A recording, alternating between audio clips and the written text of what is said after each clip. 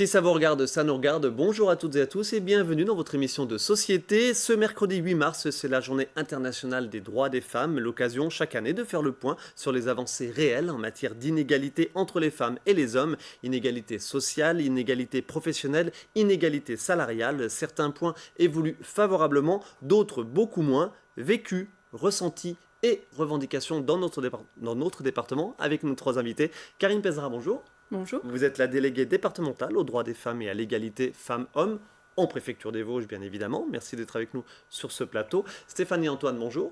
Bonjour. Vous êtes professeure de philosophie au lycée Jean Lurçat à Bruyères et vous êtes ici parce que vous êtes référente égalité au sein du syndicat Force Ouvrière. Merci d'être avec nous. Et enfin, Emma Blairon, bonjour. Bonjour. Vous êtes membre du Conseil régional des jeunes. Vous êtes également étudiante donc à l'IUT Hubert Curien d'Épinal et vous êtes en alternance à l'Office de tourisme d'Épinal.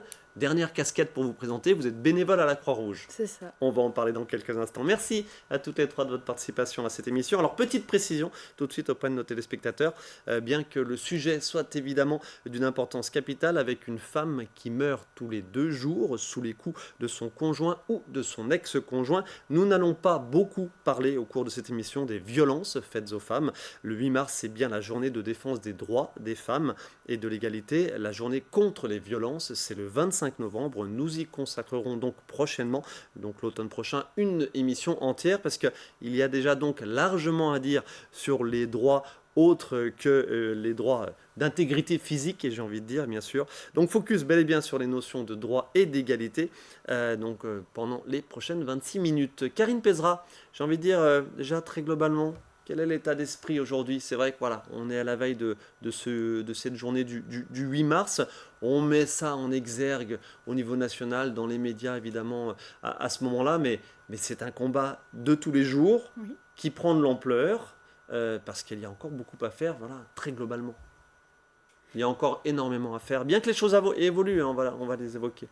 Oui, alors effectivement, il y a encore beaucoup à faire, mais il y a quand même, on peut noter ces dernières années des progrès sur certaines thématiques. Je pense par exemple à une plus grande mixité dans certains métiers, ou aussi il y a maintenant on a un indicateur pour mesurer l'égalité dans les entreprises de plus de 50 salariés. Alors, c'est un indicateur, c'est un outil parmi d'autres, mais il y a des dispositifs qui se mettent en place pour pouvoir aussi mieux évaluer, surtout aussi mieux connaître les inégalités persistantes et mieux... Un outil parmi d'autres, comme vous le dites, parce que justement on va en évoquer au cours de cette émission ces différents outils. Stéphanie Antoine, l'état d'esprit aujourd'hui, je veux dire, le combat, hélas, se poursuit, doit se poursuivre. Doit absolument se poursuivre. Parce que, comme je dis toujours à mes élèves, si on ne lutte pas contre les préjugés, ils reviennent toujours. Et on l'a vu donc avec ce rapport du Haut Commissariat à l'égalité, dont je suis contente que les médias soient fait l'écho, qui rappelle effectivement que chez la tranche des 18-24 ans, celle qui concerne Emma par exemple, eh bien les stéréotypes reviennent en masse. Les stéréotypes sexistes, bien entendu. Alors, ça nous montre quelque chose que moi je vois au quotidien, que je vois dans mon quotidien syndical, je vois au quotidien dans mon lycée, je vois au quotidien quand je vais me faire mes courses, etc. Donc c'est quelque chose qu'on connaît en tant que femme, on le sait. Mais c'est bien quand le Haut Commissariat à l'égalité le met en exergue. Oui, il faut lutter. Et il faut savoir, comme le dit Simone de Beauvoir, que chaque fois qu'on ne lutte pas, eh bien, les stéréotypes, quels qu'ils soient, vont venir en masse.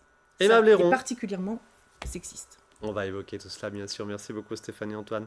Emma Blairon, quel âge vous avez? J'ai 20 ans. 20 ans. Vous partagez, grosso modo, cette petite introduction de Stéphanie Antoine? Malheureusement, oui. C'est une réalité. Et, le combat est loin d'être terminé. Et je suis complètement d'accord quand on dit qu'il ne faut vraiment pas relâcher toute cette mission de prévention et d'alerte sur le sujet, parce que c'est vraiment pas quelque chose qui disparaît, au contraire. Ok, on va évoquer quelques points évidemment au cours de cette émission. Donc, on ne parle pas des violences à proprement parler. Voilà, j'ai donné ce chiffre incroyablement alarmant, bien sûr, une femme qui meurt tous les 2 jours sous les coups de son conjoint et de son ex-conjoint. On ne le dit pas assez. Juste un tout petit mot là-dessus, Karine Pézra. Rappelez-nous sur notre département, un petit mot sur l'accueil, l'accompagnement des femmes victimes de violences. Voilà, par rapport à d'autres départements, évidemment, la structuration de l'accompagnement est efficient. Dans les grandes villes, évidemment, ça peut être beaucoup plus compliqué en termes d'accueil, etc., de places d'accueil, de refuge. Voilà, dans nos départements, ça va plutôt bien. En termes d'accompagnement, j'entends. Oui, alors le département dispose de 48 places dédiées aux femmes victimes de violences conjugales. D'ailleurs, elles peuvent être transportées par la Croix-Rouge, dans le cadre d'une convention qui existe avec la gendarmerie. Ouais. Aussi, pour accéder au centre de proximité médico-judiciaire, pour avoir un examen par un médecin légiste, puisque c'est quelque chose de très important dans les procédures judiciaires, d'avoir aussi des certificats qui constatent bien les ITT dont elles peuvent être victimes, que ce soit au titre physique ou psychologique. Et puis, on a aussi un gros effort de formation qui a été fait ces dernières années au niveau de la police et de la gendarmerie pour avoir un meilleur accueil au niveau du dépôt de plainte, de la prise en compte de bien poser des questions des femmes victimes qui vont venir déposer plainte et comprendre parfois peut-être des fois des retraits de plainte et qui n'empêchent pas d'ailleurs une poursuite en justice par le procureur, même si une victime a à un moment donné retiré sa plainte. Gendarmerie ou police nationale, évidemment, pour ce qui est des agglomérations d'Épinal, de Saint-Dié et la ville de Remiremont, où évidemment des formations ont été dispensées pour un accueil plus juste, effectivement, une écoute un petit peu plus attentive, bien évidemment. Allez, on revient sur les droits des femmes pures et dures. Stéphanie, Antoine, grosso modo, sur l'aspect social, j'ai envie de dire, vous venez d'évoquer certains stéréotypes. Où est-ce que le bas blesse encore dans notre société, dans les discours vous avez parlé de stéréotypes. Comment lutter contre ces stéréotypes? Alors vous, Force ouvrière, vous évoquez... le syndicat et puis certaines tendances dans Force ouvrière évoquent une problématique autour de la maternité, tout simplement déjà. Vous souhaiteriez que l'aspect, la vision sur la maternité soit partagée différemment entre les hommes et les femmes? Oui, alors le sexisme, il est systémique, c'est-à-dire qu'il fait partie, comme vous le disiez, du discours, c'est-à-dire que quand on met au féminin un nom, c'est moins bien. Vous mettez coureur, un grand coureur automobile, vous mettez coureur au féminin, c'est moins bien. Un vrai sorcier, celui qui répare bien les choses, vous mettez au féminin, c'est moins bien. Donc c'est systémique, ça concerne tous les éléments de la société, et particulièrement une chose qui est notre rapport au réel, c'est le langage. Donc en ce qui concerne notre approche syndicale, oui, ça a beaucoup évolué dans les syndicats. Pour être positive, les syndicats sont quand même formés à partir par exemple, d'institutrices, beaucoup. Les femmes participaient dans les syndicats, mais elles ont tout de suite été remises finalement, selon le modèle bourgeois, dans leur rôle de femmes au foyer. Donc le but des syndicalistes, en fait, c'était de remettre les femmes au foyer. On a bien changé les choses. Donc avec notre secrétaire général, donc Franck Patin, on œuvre vraiment pour qu'il y ait des changements, et je parle aussi au niveau national. Donc EFO, ce que réclame EFO, c'est comme d'ailleurs d'autres syndicats, mais nous on revendique en sachant bien que c'est le cœur du problème et le cœur des inégalités aussi au travail, un des cœurs, disons, c'est le fait que les femmes soient toujours discriminées parce qu'elles font des enfants, parce que ce sont elles qui font des enfants. Ça, c'est une donnée biologique, elles font des enfants. C'est elles qui les portent. Par contre, ce qui n'est pas du tout une donnée biologique, c'est que ce doivent être elles qui s'en occupent. Or, c'est ça qui se passe à l'intérieur des foyers. Dès qu'il y a le premier enfant qui advient, s'il y avait encore égalité, là, c'est la fin. Quelles sont les revendications alors structurelles à ce sujet? Alors, une revendication essentielle, c'est un congé de paternité qui soit digne de ce nom. Ouais. Parce que si un bébé a les soins de quelqu'un, que ce soit un homme ou une femme, cet homme ou cette femme va développer donc la fameuse hormone de l'attachement qui est l'ocytocine, qui est connue un petit peu maintenant. Donc il n'y a pas du tout de naturalité de la maternité qui consisterait à mettre cette étiquette d'instinct maternel. Donc je disais c'est systémique, voilà un stéréotype, il y a un instinct maternel, il n'y a pas d'instinct paternel. Non, c'est faux. Quand il vient au monde, on l'est comme le papa, on le découvre. Ça, c'est. Et on ne sait pas s'en occuper non plus. J'ai envie de dire, c'est là, évidemment, on parle des naissances, des enfants. C'est la base de tout, selon vous. Ah ben c'est la base de tout, de manière générale, oui, effectivement. C'est-à-dire que les femmes fournissent un service à la société, qui est un service énorme déjà, par leur corps. Elles le font volontiers et volontairement, enfin on l'espère maintenant qu'il y a des moyens de contraception et l'avortement. Il faut insister là-dessus. Très fort, parce que vous savez les menaces qu'il y a dans le monde au sujet de l'avortement. Avec une actu toute récente, c'était en février 2023, donc en février dernier, le Sénat qui a adopté l'inscription de la liberté de recours à l'IVG dans la Constitution, pour bien marquer les choses par rapport à d'autres pays. Tout à fait, et vous avez remarqué que des sénatrices ont dû se battre pour ce faire. Bon, alors, donc, heureusement qu'elles étaient là, c'est passé. Oui, tant mieux. Donc c'est vraiment quelque chose qui est au cœur de tout. Parce que effectivement, c'est de là que va découler cette fameuse double journée que font les femmes. C'est de là que vont découler les discriminations conscientes ou inconscientes. Mais il y a des discriminations qui sont tout à fait conscientes. Et ça commence à l'entretien d'embauche. Elle a 35 ans, elle a 30 ans. Elle va faire des enfants. Non, peut-être pas elle. Donc on sait très bien que les discriminations, elles commencent déjà là, à l'embauche. Ensuite, elle commence évidemment au niveau des promotions. Ah ben oui, mais c'est l'âge où elle va devoir s'absenter pour ses enfants. C'est le fait qu'effectivement, de ce fait, dans nos sociétés, ce qui est valorisé pour les hommes, c'est de se faire son petit carnet d'adresses, donc pour avoir la promotion. C'est le fait de rester tard dans des réunions qui ne servent pas à grand-chose. Donc c'est ce qu'on appelle le présentéisme. Donc qui vont conduire effectivement à évincer donc, les femmes des promotions. Souvent, c'est même qu'on ne pense même pas à elles. Voilà. Alors, quelquefois, c'est tout à fait conscient, c'est de la discrimination très consciente et très réfléchie. Quelquefois, c'est même pas conscient.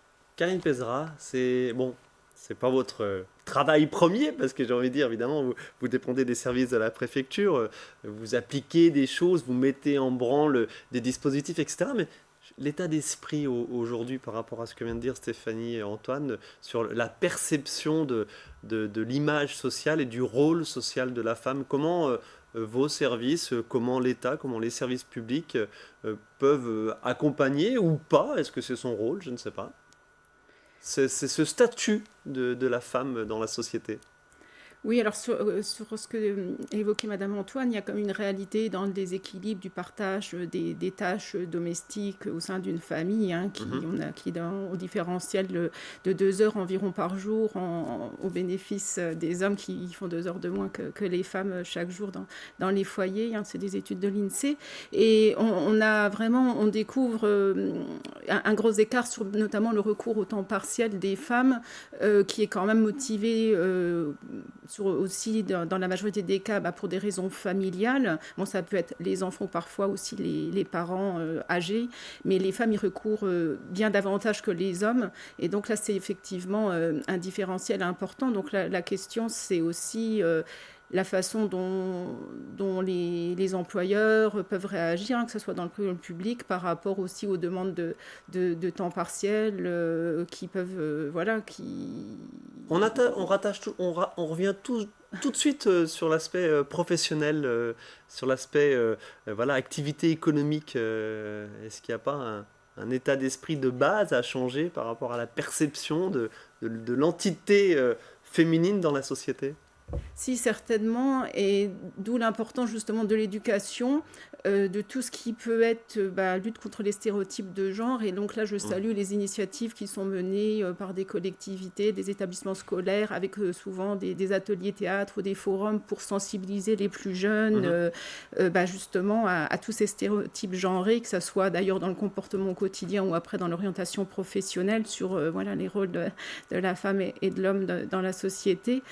Et donc, il y a un gros travail à faire. Je pense qu'il y a vraiment une prise de conscience sur la persistance de nombreux stéréotypes qui existent. Il y a notamment, même on parlait du sexisme tout à l'heure à l'occasion de la sortie du rapport du Haut Conseil à l'égalité. Mais c'est vrai que le sexisme, c'est quelque chose aussi dont beaucoup de personnes n'ont pas toujours conscience. Je pense notamment à ce qu'on appelle le sexisme bienveillant, qui pourrait encore, pour certains hommes, peuvent paraître, je dirais, quelque chose du naturel parce qu'ils ont été éduqués de cette façon façon-là et qui maintenant n'est plus forcément, je dirais... Alors, quand on dit sexisme bienveillant, est-ce qu'on intègre la galanterie tout simplement?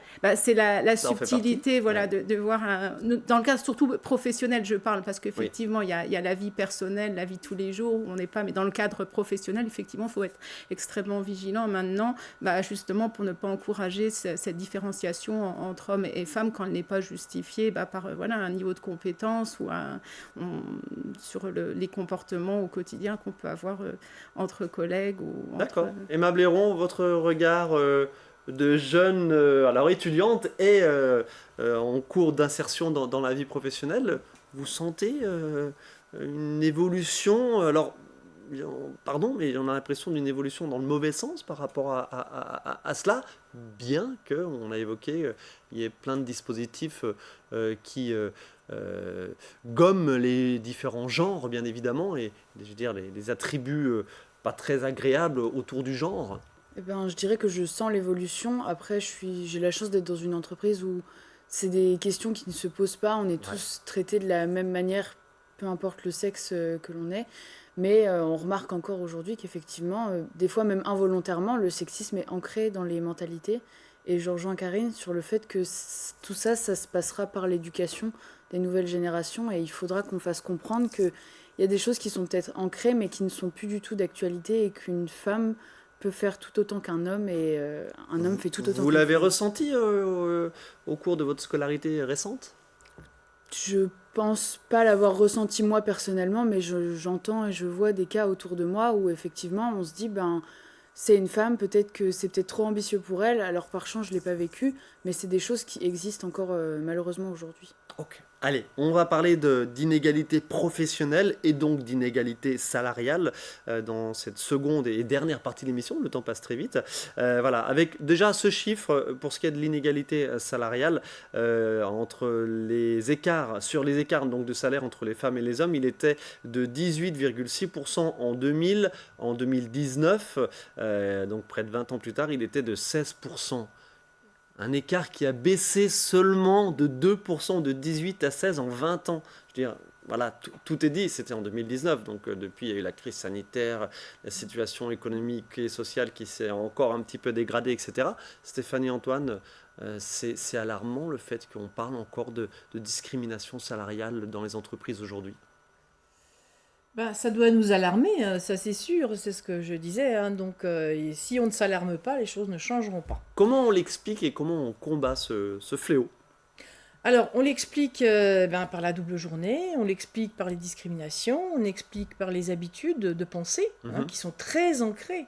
Nous sommes des Latins, nous sommes les héritiers des Grecs et des Romains, qui étaient misogynes, qui étaient... Voilà. Donc, en fait, les femmes se sont toujours battues. Mais aussi, il y a ce problème que l'on occulte leur combat. C'est-à-dire, on a toujours l'impression qu'on vient de commencer, en fait. Non, c'est faux, c'est pas vrai du tout. Et donc, toutes ces femmes, on les a effacées de l'histoire. Alors, il y a encore beaucoup à faire dans les programmes, moi, je trouve, qui sont en vigueur, par exemple, au lycée, par exemple, au collège, pour parler de ça. Parce que finalement, on relègue la question de l'égalité des femmes et des hommes dans l'éducation morale et civique. Faut être gentil avec les filles, voilà. Donc, je caricature, bien entendu, ce que font mes collègues, ils m'excuseront. Mais en tout cas, c'est quelque chose aussi qu'il faut montrer, ça, que les femmes, elles ne sont pas des petites choses fragiles. Et que, pour revenir sur le sexisme bienveillant, c'est ça, en fait. C'est considérer les femmes, comme des petites choses fragiles. Et donc, c'est quelque chose qui conduit, effectivement, à vouloir les protéger, à vouloir les aider tout le temps, à être bienveillant.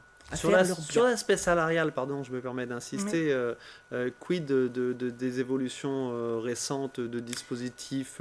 Alors, il y a des indicateurs, comme on l'a évoqué tout à l'heure, mais voilà, ces indicateurs... Le cœur du problème, je pense, c'est déjà l'orientation des filles. Et cette orientation des filles et des garçons, les deux sont concernés, elle dépend en fait des stéréotypes. Et là, on est en plein dans le cœur du problème, dans ce que je disais, le langage qui est sexiste, les représentations qui sont sexistes, qui sont genrées, qui réassignent toujours chacun des deux sexes à des rôles très déterminés, très figés.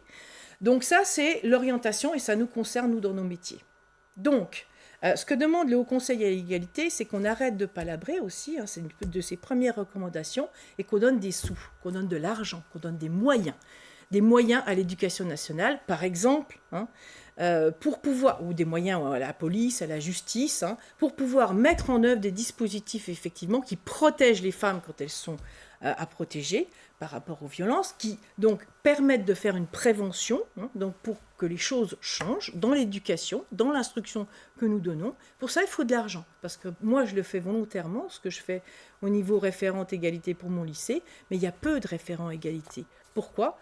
Parce que c'est en plus de notre travail qui ne cesse d'augmenter. Je me permets, pardon, Stéphanie Zand, je me permets d'insister sur ce focus inégalité salariale qui a son importance dans la perception, bien sûr, de ces inégalités. Karine Pézra, en septembre 2018, il y a eu la mise en place d'un index de l'égalité professionnelle dans toutes les entreprises de plus de 50 salariés qui doivent le calculer, qui doivent le déclarer. Mais on est quoi là ? On est sur du déclaratif, on n'est pas encore sur de la sanction. Ah si, tout à fait. Si, il y a une obligation de publication, c'est tous les 1er mars de chaque année. Ouais. Donc il y a vraiment l'obligation pour ces entreprises de plus de 50 salariés de publier leur index. Et donc il va y avoir un contrôle des services de l'inspection du travail si l'obligation légale n'est pas respectée, avec une procédure.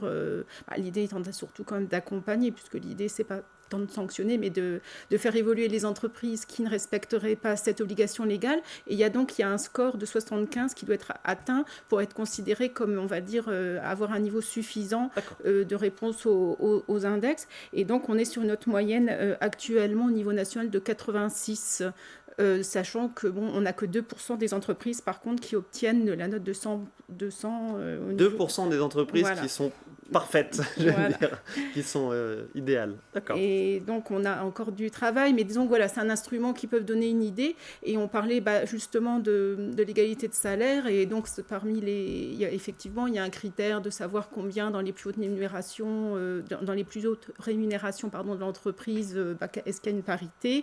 Il y a aussi un rattrapage pour les femmes qui partent en congé maternité, puisque c'était un des sujets qu'on évoquait. Vérifier que le temps de leur congé maternité, elles aient bien la même hausse de salaire qu'auraient les autres salariés. Dans la fonction publique, on imagine que ça se passe pas trop mal. On imagine, bien que si on regarde dans le détail, je pense qu'il y aurait de quoi dire. Mais alors dans le privé, c'est un peu plus compliqué forcément. L'aspect salarial pur et dur. Stéphanie Antoine ? Alors, moi, ce que je voulais dire, donc je continue mon propos, c'est-à-dire que structurellement, pourquoi est-ce qu'il y a de tels écarts qui se retrouvent, bien entendu, à la retraite ? C'est parce que les métiers féminins sont systématiquement sous-payés. Donc, une infirmière, par exemple, prenez un métier qui est indispensable, qui est un métier très pénible, où on travaille la nuit. Une infirmière, elle va gagner donc moins de 3 000 €. Quand vous avez un ouvrier ou une ouvrière qui travaille donc dans la métallurgie, qui peut travailler donc en 3-8, etc. Donc c'est un métier très dur aussi, mais ils ne vont pas nécessairement travailler la nuit, ils vont travailler tout le matin, peut-être plus le soir. Je dis c'est un métier pénible, mais qui n'a pas la même pénibilité, mais il va être beaucoup mieux rémunéré. Donc les métiers en fait, qui concernent les femmes sont très peu de métiers et qui sont tous tournés vers le service à la personne, vers le care. Et ça, ils sont structurellement mal payés. Le soin d'autrui, le soin de l'autre. Voilà, c'est une prend le mot une grosse le mot charité, une importante revendication.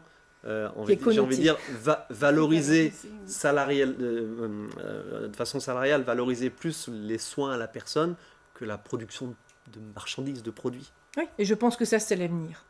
Parce que là, on va rencontrer un mur, donc il faut être assez clair là-dessus. Un mur où on ne pourra plus avoir de pétrole, on va polluer trop et on va avoir plus qu'une carte de crédit à manger par an de plastique. On est déjà sur cette voie largement. Donc effectivement, c'est bien là-dedans qu'il faudrait investir effectivement pour nos sociétés, des gens qui vont être de plus en plus vieux, des gens qui sont à éduquer aussi. Et Véron, par rapport à cette perception de l'avenir et des... Du coup, oui, je suis pleinement concernée, mais effectivement, demain, on se rend compte que, ma génération, en tout cas, on grandit dans un avenir où on ne sait pas demain quelles ressources on aura, et la seule chose qui restera à la fin, c'est sûrement l'humain.